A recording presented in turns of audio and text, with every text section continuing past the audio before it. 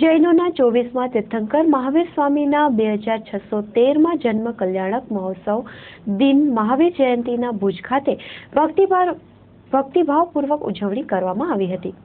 શ્રીમદ વિજય કલા પૂર્ણ સુરીશ્વરજી મહારાજ સાહેબ, કલા પ્રભુ સુરીશ્વરજી મહારાજ સાહેબ તથા સાતે સંઘના બિરાજમાન સાધુ સાધ્વીજી, શ્રમણ શ્રમણી વૃંદની પાવન નિશ્રામાં સમસ્ત 7 જૈન સંઘના નેજા તળે મહાવીર જયંતિના ઉપલક્ષમાં પ્રભુજીની ભવ્ય રથયાત્રા વાજતે ગાજતે નીકાળવામાં આવી હતી।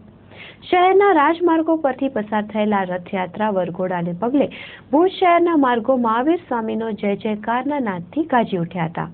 મહાવીર જયંતિ નિમિત્તે નીકળેલ શોભાયાત્રાનું વિવિધ સ્થળે સ્વાગત કરવામાં આવ્યું હતું।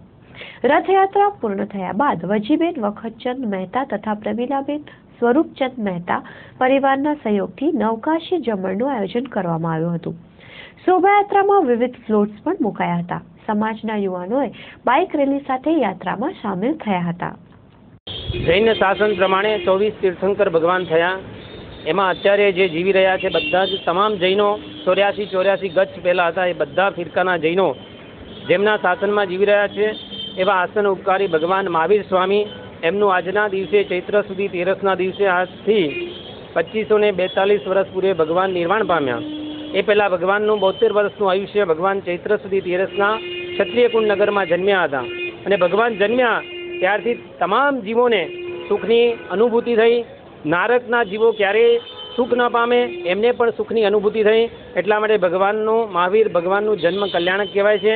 અને આ દિવસે આખા દુનિયાના ભારતભરના તો ઠીક પણ ભારતની બહાર રહેલા જાપાન, અમેરિકા જ્યાં જ્યાં પણ જૈનો છે આજના દિવસે ભગવાન મહાવીર સ્વામીના જન્મ કલ્યાણકની ભવ્યાથી ભવ્ય રીતે ઉજવણી કરે છે।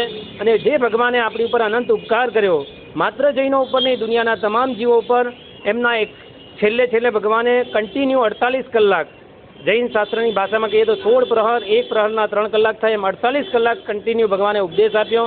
અને ઉપદેશનો સારાંશ એટલો જ હતો, હે જીવ તું તારા દોષોને દૂર કર, બીજાના તમામ જીવોના દુઃખોને દૂર કર। હે જીવ તારા જીવનમાં ગુણ દ્રષ્ટિ કેળવ, દુનિયાના જેટલા જીવોમાં સારી વસ્તુ છે એ પોતાના જીવનમાં અપનાવી અને તું જીવનમાં તારા આત્માનું કલ્યાણ કર।